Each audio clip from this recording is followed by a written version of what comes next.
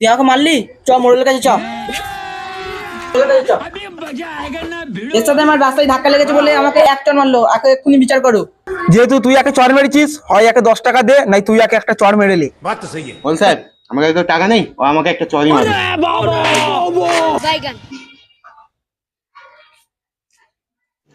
रुको जरा, सबर करो, बोला धक्का बुक्की नहीं करने का।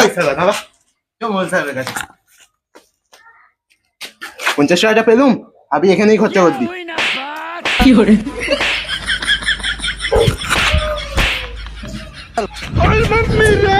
তাহলে 20 টাকা দিয়ে 30 টাকাকে দিয়ে দিবি। থাক, আমার 30 টাকা লাগবে না।